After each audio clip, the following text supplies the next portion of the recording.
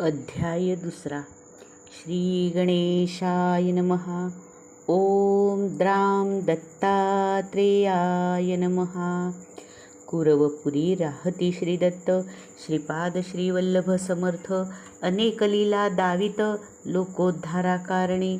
ऐसी काही वर्षे जात, मग म्हणती भक्ताप्रत, आम्ही आता होऊ गुप्त, येथोनिया अवधारा.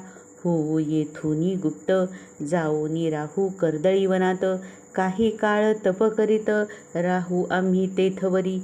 नंतर पुन्हा परत, अवतार घेऊ महाराष्ट्रात. नृसिंह सरस्वती नामे प्रख्यात, होऊ आम्ही अवधारा.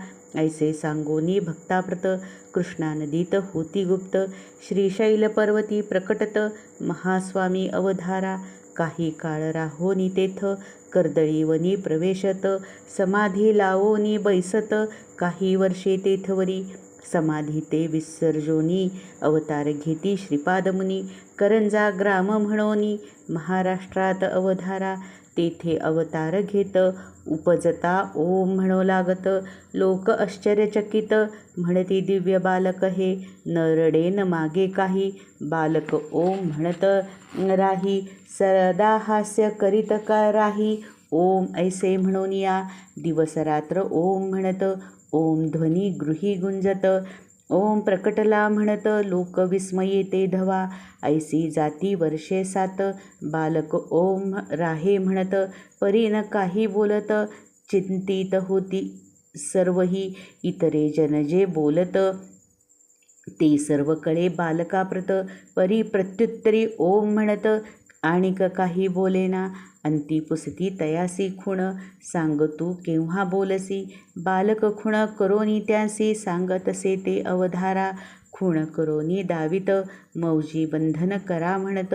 उपनयन होता त्वरित, बोलेन आपण म्हणतसे. ऐसे ऐकोनी माता पिता, मौजी बंधन तत्वता. करो म्हणती निश्चिता, तयारी करो लागले. सुमुहूर्त पाहोनी उपनयन, केले पहा मौजी बंधन. बालक वेदमंत्र म्हणून, निज मौना ते सोडितसे. सर्वा आश्चर्य वाटत, बालक पहा वर्षे 7. वेदमंत्र म्हणो लागत, अवतार म्हणती दत्ताचा. तव नृसिंह सरस्वती, म्हणती सर्व लोकाप्रती. आम्ही संन्यासी असोयती, गृहीन राहू निश्चये. ऐसे सांगोनी सर्वाप्रत, निघाले स्वामी हिमालयात. तेथे तप आचरित, लोकोद्धारा कारणे. तेथून या पुन्हा परत, तीर्थयात्रा करीत करीत. औदुंबर स्थान जेथ, तेथे येऊनी राहिले. भिलवडी ग्रामास समीपत, औदुंबर स्थान प्रख्यात. आज जाहले असत, दत्तस्थान म्हणून या. 4 मास राहती तेथ, शक्ती ठेवती अमूप. पादुका तेथे स्थापित, जगदोद्धारा कारणे. ते औदुंबर पादुकास्थान, आज प्रख्यात दत्तस्थान. मनोकामना होती पूर्ण, ऐसे तीर्थस्थान ते. उदरव्यथेने पीडित, ब्राह्मणा करीती व्याधीमुक्त. मूढा विद्वान करीत, ऐसा महिमा जयाचा. माधव विप्रासी ब्रह्मज्ञान, देती स्वामी कृपा करोन. सायन देवासी अभयदान, श्री गुरुकृपे मिळतसे. भक्तासी उपदेश देती, देह हा अनित्य म्हणती. धर्म करा म्हणून सांगती, मोक्ष मार्गा ते पावाया. सर्व येथे राहणार, काही न येई बरोबर.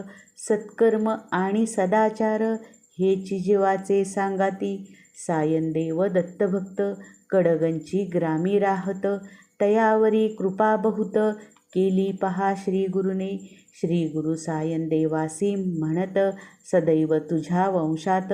दत्तभक्ती राहे नांदत, प्रिय भक्त आमुचा तू. सायनदेव महाभक्त, तयासी स्वामी सांगत. आम्ही तुमचे गावा समीपत, भविष्यकाळी वास करू. सायनदेवाचे वंशात, महाभक्त जन्मा येत. नाम सरस्वती असत, तया महाभक्ताचे. दत्तकृपा व्हावी प्राप्त, म्हणोनी जाई अरण्यात. तेथे भेटती महासिद्ध, शिष्य पहा श्रीगुरुचे.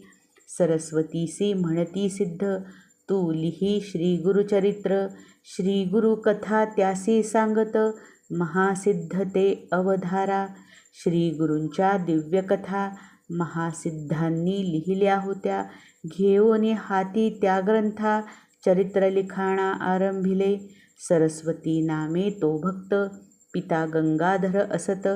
सरस्वती गंगाधर नामधारक लिही चरित्र श्री गुरुचे.